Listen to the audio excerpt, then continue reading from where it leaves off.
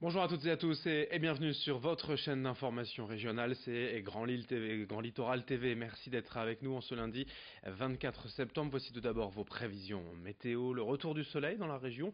En ce début de semaine, encore quelques passages nuageux ce matin, mais sans conséquence. Tout va se dissiper, qui plus est rapidement par l'est dans la journée. Ne vous réjouissez pas trop vite tout de même, car l'air sera bien frais aujourd'hui avec un léger vent de nord et des températures en baisse. À peine 14 degrés cet après-midi sur la côte d'Opale. On en reparle juste après ce journal. Sur le littoral, d'ailleurs, à Grand-Fort-Philippe ce vendredi, la direction départementale des territoires et de la mer du Nord organisait un exercice de lutte contre la pollution marine sur le chenal de la A. Une vedette de la SNSM et plusieurs embarcations légères ont ainsi mis en place un barrage entre deux digues afin d'empêcher l'entrée de pollution dans les plans d'eau intérieurs, notamment des hydrocarbures. Une action donc de prévention, un exercice face au nombre toujours aussi important de navires naviguant en mer du Nord. En cas d'avarie, un bateau pourrait en effet perdre son carburant et polluer jusqu'à l'intérieur des terres. D'où ce barrage installé sur la A et expliqué ici même en détail au micro de Marine Kijek. Un personnel dont ce n'est pas le métier du tout, ce sont des agents des collectivités territoriales des communes littorales de Dunkerque jusqu'à Grand-Fort-Philippe et également du conseil départemental, mais ils ont bénéficié de 3 jours de formation depuis mardi, mis en œuvre par la délégation à la mer et au littoral avec l'appui technique du CEDRE qui est basé à Brest et du CEREMA basé à Brest également, qui sont des services experts. Le CEDRE en matière de lutte contre les pollutions maritimes, principalement par hydrocarbures mais aussi chimiques, et le CEREMA qui est un centre technique du ministère de la Transition écologique qui apporte son appui sur la mise en œuvre technique des matériels. Dans l'actualité nationale également, après l'annonce du plan pauvreté d'Emmanuel Macron il y a quelques jours, l'association des petits frères des pauvres se dit perplexe face aux mesures prévues, tant il semblerait que les retraités n'aient pas été suffisamment considérés. Emmanuel Macron a ainsi annoncé la création de 300 centres sociaux pour lutter contre l'isolement des personnes âgées. Or, le président de l'association, Alain Villet, rappelle qu'aujourd'hui en France, plus d'1,5 million de personnes de plus de 75 ans sont pauvres et isolées. Seul le revenu universel d'activité pourrait être vu comme une bonne nouvelle car cela permettrait d'augmenter le pouvoir d'achat des retraités. Explication quant à l'isolement des seniors aujourd'hui en France et dans la région, au micro de Margot Sailly. Il y a aussi une des questions qui nous tenait fortement à cœur, qui était la lutte contre l'isolement des personnes âgées, dont on nous avait promis qu'elle serait plus ou moins prise en compte dans le plan pauvreté, puisque pour nous, c'est sûr que l'isolement est générateur d'exclusion.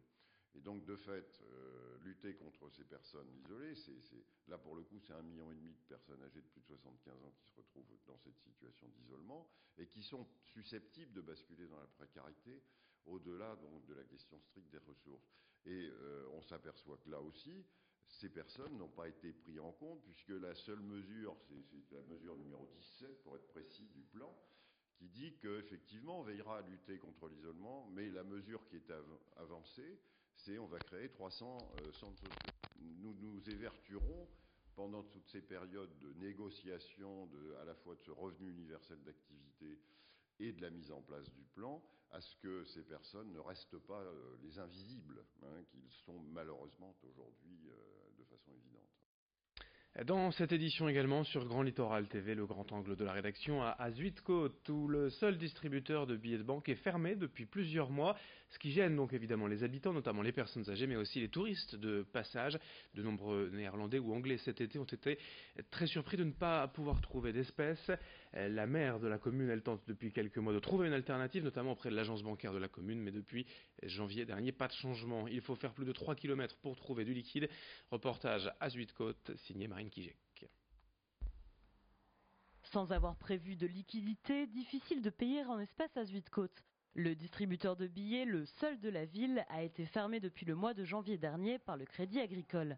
Raison invoquée, le distributeur n'était pas assez rentable. Une situation qui agace Florence Vanille, maire de la ville. J'étais fort agacée parce qu'en fait, il n'y avait pas de compromis possible. Et puis, il y a surtout le fait qu'il voulait bien qu'on garde le distributeur à condition que la mairie ajoute plusieurs milliers d'euros. Ce qui est quand même pas très concevable pour une commune de donner de l'argent à un organisme privé. C'est quand même éthiquement pas très correct, je trouve.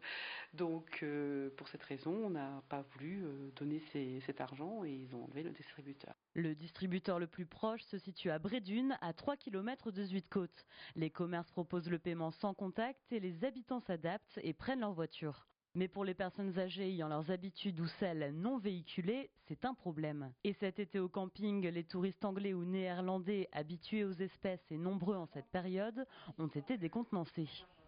Que c'était embêtant, qu'il n'y avait rien, qu'on pouvait pas retirer de l'argent, c'était embêtant, ils devaient tout le temps aller à Brédune, revenir ici et tout le temps prévoir beaucoup de monnaie sur eux pour acheter des trucs sur place, quoi. La mairie cherche des solutions, notamment un nouveau repreneur. En attendant, les habitants doivent continuer à se déplacer dans la ville d'à côté. Dans cette édition également, on vous présente les magasins du futur grâce à la CGI, Laboratoire régional d'innovation dans le domaine de la distribution. Les nouvelles technologies sont évidemment au cœur du développement de ces magasins, avec d'ailleurs certaines technologies pour l'instant interdites en France, mais évidemment autorisées aux États-Unis, notamment la reconnaissance faciale pour détecter en direct l'humeur du client.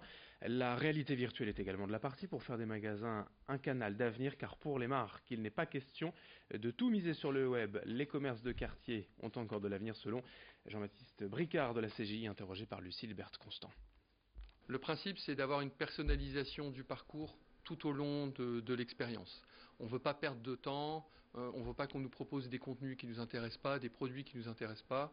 Et donc avec la connaissance du client, au choix du client bien sûr, on va pouvoir lui apporter des solutions plus pertinentes. Alors on a les historiques d'achat du client ou ses choix personnels qu'il a lui-même décidé. Par exemple, des choses toutes simples comme les allergènes. Il y a 14 allergènes obligatoires à déclarer sur les produits en Europe.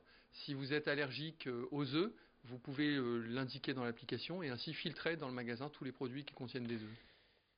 Quelques résultats de sport pour terminer ce journal avec d'abord en basket la reprise de la Pro A, la Jeep Elite, victoire du BCM à domicile 84-80 face à Nanterre, lourde défaite en revanche en ouverture pour le Portel, le SSM battu à Boulazac 82-57 et puis en football après la victoire en match avancé jeudi soir de l'USBC au 4-0 face à Avranches, le Boulogne est donc deuxième au classement, ça va mal en revanche pour Dunkerque, le SLD défait 3-0 à Quevilly, les Dunkerquois sont avant-derniers, prochain match, je vous le rappelle, c'est le derby Dunkerque-Boulogne ce vendredi. On en reparlera sur Grand Littoral TV. D'autres infos à suivre également dans nos prochaines éditions, notamment la météo dans un instant.